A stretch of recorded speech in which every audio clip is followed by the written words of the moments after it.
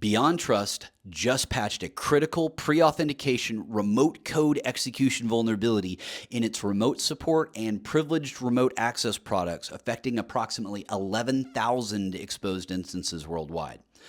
The vulnerability tracked as CVE 2026-1731 allows unauthenticated attackers to execute arbitrary operating system commands via specially crafted requests to the Connect to Hub API. It turns out researchers could exploit this remotely without any user interaction or existing credentials, making this a severe threat to organizations using these privileged access management tools.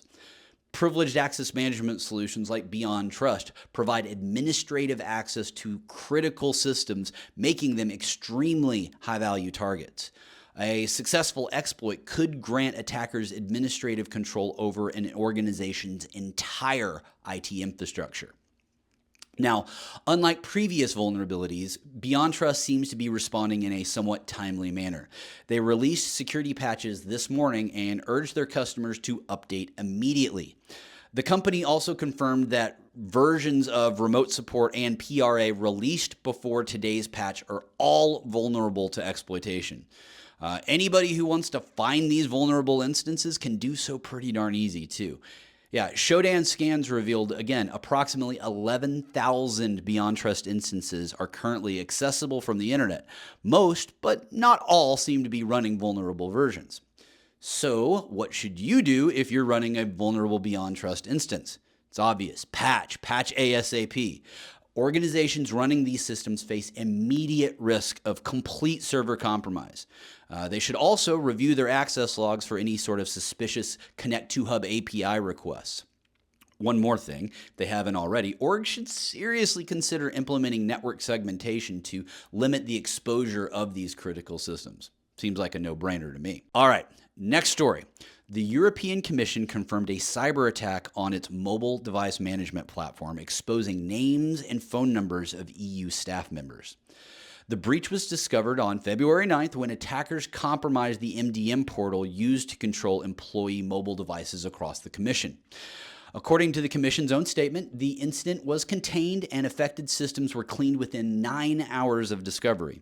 Security teams acted quickly to isolate the compromised infrastructure and prevent any further data exfiltration. Bleeping Computers reported the leak data includes the personal information of European Commission staff members, though the full scope of the affected individuals hasn't been disclosed yet. Now, some people will disagree with me on this, but this is a hill I will die on, folks. Mobile device management platforms are critical infrastructure. They provide, again, centralized control over employee smartphones and tablets, and that's pretty darn critical if you ask me. This attack basically demonstrates my point. MDM systems are high-value targets for threat actors because they contain the extensive employee information and device configurations, which is attractive entry points for espionage operations targeting government organizations. Now, as of now, the European Commission has not attributed the attack to any specific threat actor, and investigations are ongoing to determine the full extent of the breach. But for the time being, let's just all point our fingers at Russia until told otherwise. Anyways, organizations using MDM solutions should immediately review their security configurations. They should also be enabling multi-factor authentication on all administrative accounts and monitor for unauthorized access attempts. All right, last story of the day totally just stinks of irony. Safe Home Security Incorporated suffered a major data breach, with cyber criminals now selling 7 terabytes of stolen customer data on underground forums. The breach was disclosed 2 days ago, February 7th, when a threat actor posted the massive data set for sale, claiming access to Safe Home Security's customer database. Researchers also confirmed that the sample data includes audio recordings, video files, and PDF documents that appeared to all be authentic. According to the threat actor's listing on Breach Forum, the stolen data includes complete personally identifiable information, including social security numbers, date of birth, full addresses, phone numbers, email addresses, and IP addresses of Safe Home customers. The breach also exposed payment data, including credit card details and scanned checks, government-issued ID scans, and identity verification documents that customers provided during the sign-up process. Yikes. I mean, this is the stuff of identity security nightmares here, folks.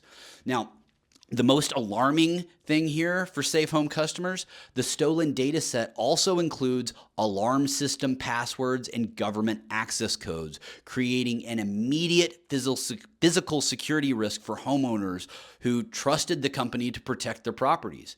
Yeah, you heard me. Digital criminals now have the codes to physically break into their victims' homes now.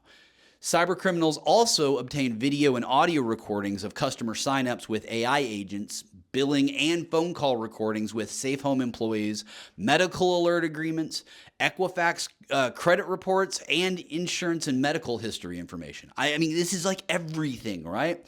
Now, Safe Home Security has not publicly confirmed the breach as of today, and the company's website remains operational.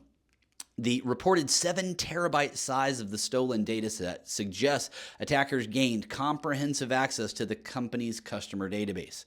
So, if you're a Safe Home Security customer, you need to act immediately. Change your alarm system codes today.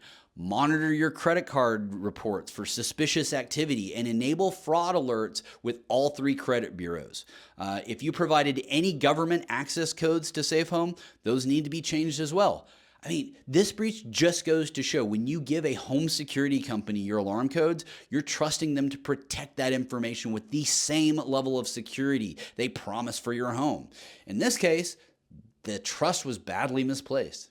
Well, that wraps up today's stories. This is Andy Thompson signing off.